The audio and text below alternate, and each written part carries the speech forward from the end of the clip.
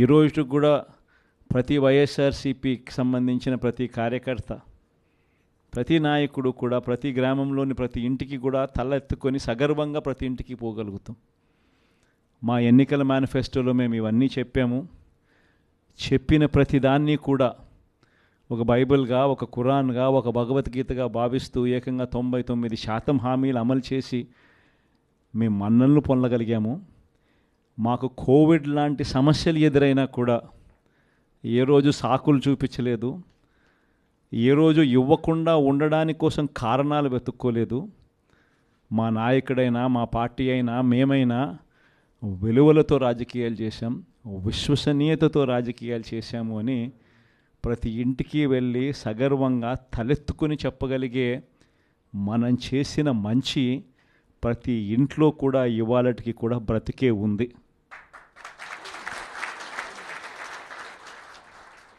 ఈ మంచి ఎక్కడికి పోలేదు. కానీ వాళ్ళు చేసిన మోసం, ప్రతి ఇంటికి వెళ్ళి ఓట్లు అడిగేటప్పుడు అక్కడ చిన్నపిల్లలు కనపడితే నీకు 15,000, నీకు 15,000, నీకు 15,000, నీకు 15,000, సంతోషమా? ఆ ఇంట్లో నుంచి ఆ పిల్లల తల్లి బయటకు వస్తే నీకు 18,000, సంతోషమా? ఆ ఇంట్లో నుంచి ఇంకొక అక్కచెల్లెమ్మ ఎవరైనా బయటకు వస్తే నీకు కూడా 18,000, సంతోషమా? ఆ ఇంట్లో ఎవరైనా ముస్లాం బయటకు వస్తే నీకు 4,000, సంతోషమా? అని ఇట్లా మాటలకు నిజంగా ఇటువంటి అబద్ధాలకు, ఇటువంటి మోసాలకు కాస్త ఆ ఇంట్లో ఒక 20 ఏళ్ళ పిల్లోడో 18 ఏళ్ళ పిల్లోడో ఎవడన్నా బయటకు వస్తే నీకు నెల 3,000 రూపాయలు నిరుద్యోగ భృతి, నీకు సంతోషమా?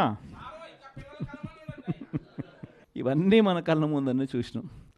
అంటే ఇటువంటి ప్రలోభాలకు ప్రజలు కూడా ఏమో జగన్ చేసినాడు కదా, జగన్ బాగానే చూసుకున్నాడు మమ్మల్ని అందరినీ, జగన్ పలావ్ పెట్టాడు, చంద్రబాబు నాయుడు బిర్యానీ పెడతానంటున్నాడు,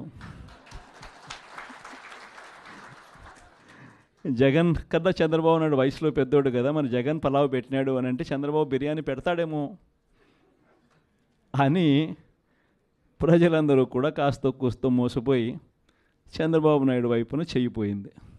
కేవలం 2.5 నెలల్లోనే ఒక ప్రభుత్వం మీద ఇంత వ్యతిరేకత రాగలుగుతుందా అన్న ప్రశ్నకు ఏదైనా ఎగ్జాంపుల్ ఏదైనా ఉంటుంది అని అంటే అది చంద్రబాబు నాయుడు గారి ప్రభుత్వమే అని చెప్పి కూడా చెప్పచ్చు.